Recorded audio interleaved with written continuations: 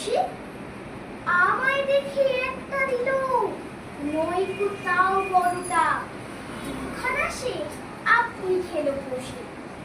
তাই তো আমি কান ধরে তার একটুখানি পেঁচিয়ে কিল মেরেছি। হ্যাংলা ছেলে বলে কিনা মিথ্যা করে শাড়ির মতো চেঁচিয়ে গেল সে তার মায়ের কাছে। মাগো, এমনি ধারা শয়তানি তার। খেলতে গেলাম দুপুরে, বলল এখন খেলতে আমার মানা, ঘন্টা খানেক পরে দিব্যি দিব্যি ছাদের উপরে ওড়াচ্ছে তার সবুজ ঘুড়িখানা। তাই তো